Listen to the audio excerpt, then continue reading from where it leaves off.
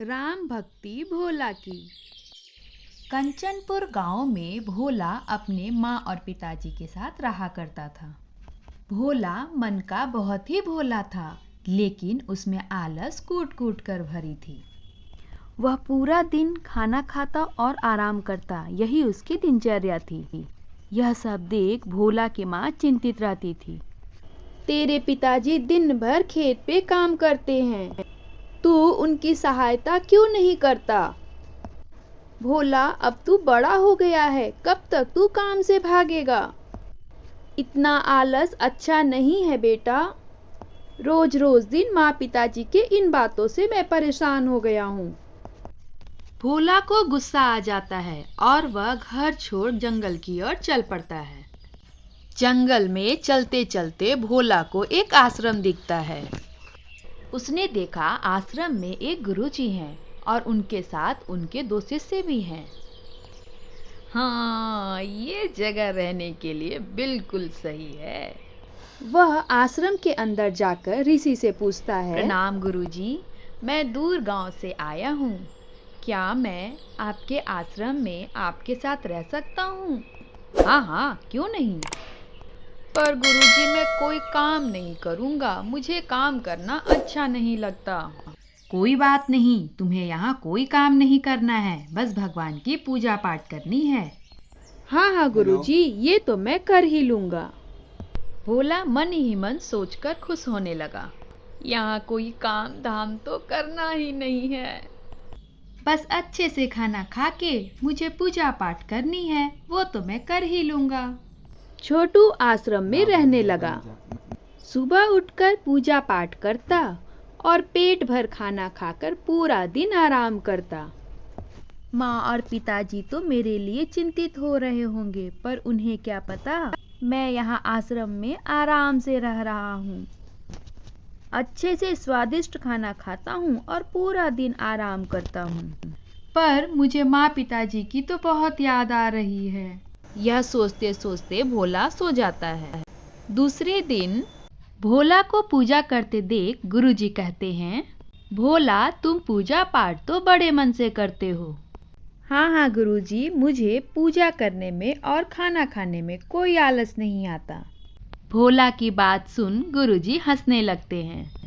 तुम्हारी सारी बातें बड़ी अनोखी है। भोला, तू तो सचमुच का भोला है।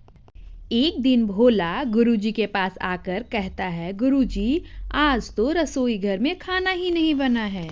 भोला, आज तो एकादशी का व्रत है, आज भोजन क्यों बनेगा? आज तो सभी ने एकादशी का व्रत किया है, क्या तुमने एकादशी का व्रत नहीं किया है? गुरुजी, मुझे बहुत जोरों की भूख लगी है गुरुजी। अगर मैं एकादशी का व्रत रखूंगा तो कल का सूरज भी नहीं देख पाऊंगा। गुरुजी, मुझे भूख लगी है। ठीक है भोला, अगर ऐसा है तो तुम स्वयं ही अपने लिए भोजन बना लो, क्योंकि आज तो आश्रम में कोई भी तुम्हारे लिए भोजन नहीं बनाएगा। कोई बात नहीं, आज तो मैं अपना भोजन खुद ही बना लूँगा।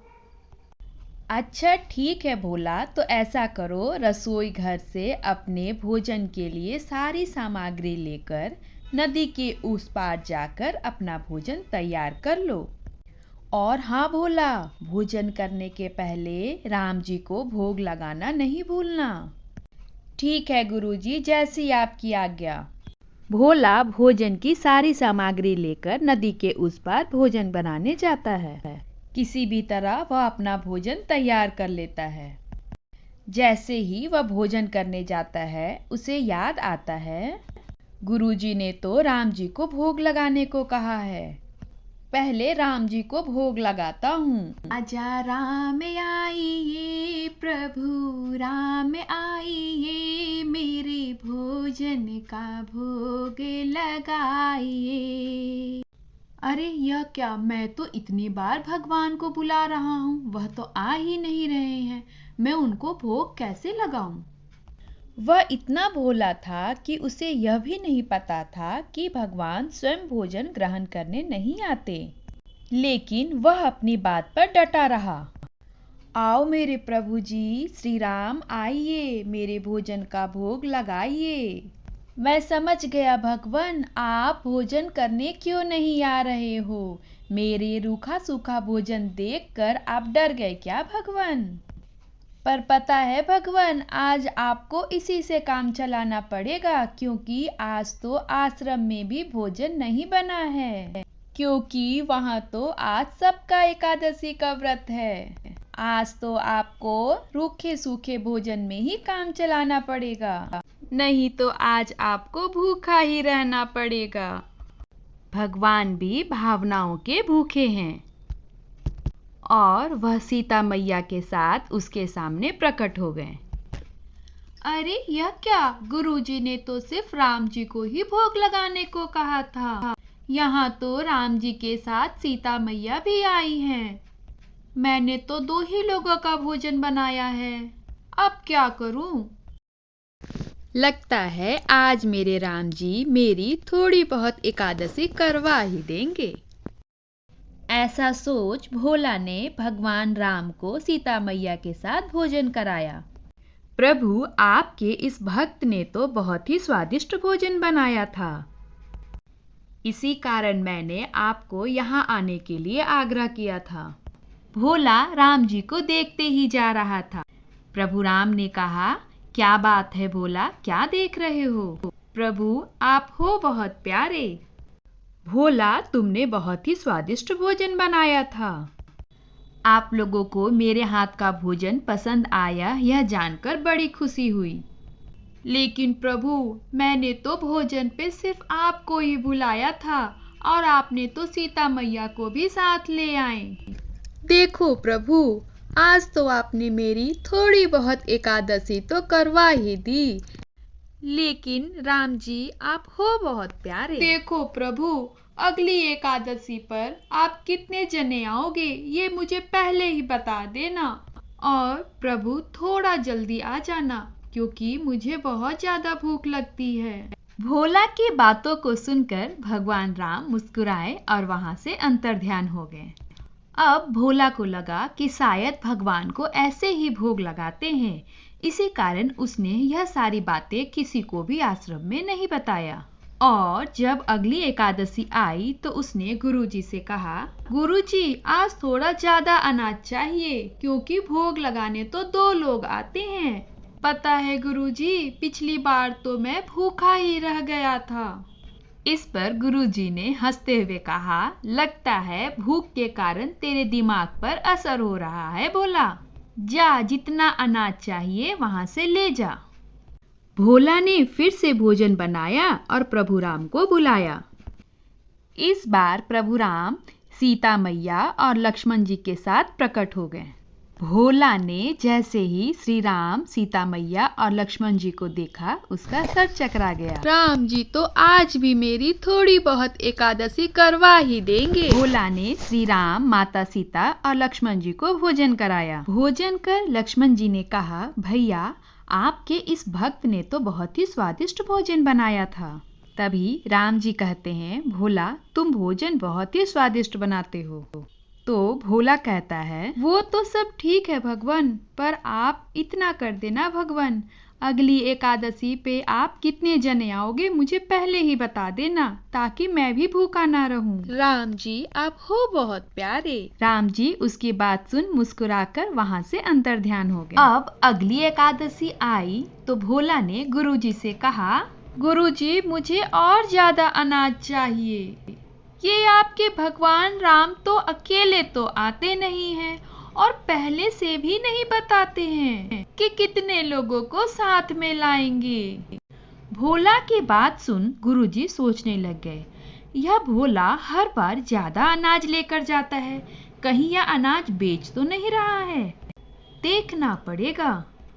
ठीक है भोला, ठीक है, तुम्हें जितना अनाज चाहिए भंडार से ले जाओ। अनाज लेकर भोला नदी पार भोजन पकाने जाता है। इस बार गुरुजी उसके पीछे पीछे वहां आ जाते हैं और पेड़ के पीछे खड़े होकर देखने लगते हैं। तभी भोला सोचने लगता है, ये राम जी अकेले तो आते नहीं, पता नहीं आज कितने जनों को अपने साथ लेकर आएंगे। आज पहले प्रभु राम को बुला ही लेता हूँ, फिर भोजन पकाऊंगा। ताकि मैं भी भूखा ना रहूं। प्रभु राम आइए, श्री राम आइए, मेरे भोजन का भोग लगाइए। भक्त के बुलाते ही प्रभु श्री राम सीता मैया, लक्ष्मण जी और हनुमान जी के साथ उसके सामने प्रकट हो गए। तभी सीता मैया कहती हैं, ये क्या प्रभु, आपके भक्त ने तो भोजन ही नहीं बनाया है। भोला, तुमने तो भोजन पर बुलाया है और भोजन तो बनाया ही नहीं है तुमने। हाँ प्रभु, आज मैंने भोजन इसीलिए नहीं बनाया क्योंकि आप अकेले तो आते नहीं। मैंने सोचा देख लेता हूँ आज मेरे प्रभु कितने जनों को अपने साथ लेकर आएंगे, तभी खाना बनाऊंगा ताकि मैं भी भूखा ना रहूं।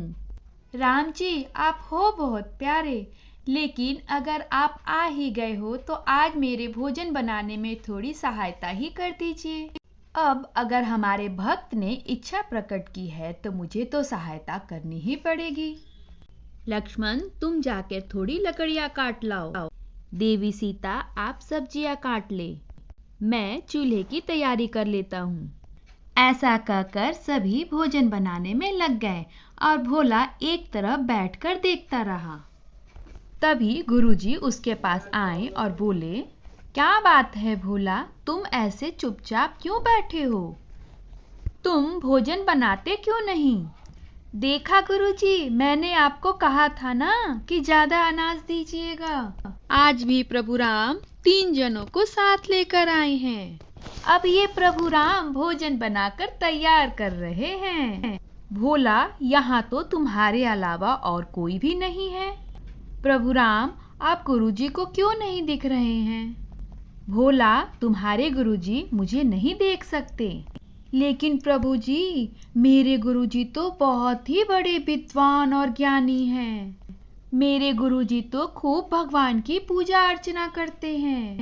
फिर भला आप मेरे गुरुजी को क्यों नहीं दिख रहे हैं? माना कि तुम्हारे गुरुजी बहुत बड़े विद्वान और ज्ञानी हैं, लेकिन वह तुम्हारी तरह सरल नहीं है, इसीलिए मैं उन्हें नहीं देख सकता। गुरुजी, प्रभु राम कह रहे हैं आप मेरी तरह सरल नहीं हो, इसी कारण वो आपको नहीं दिख रहे हैं।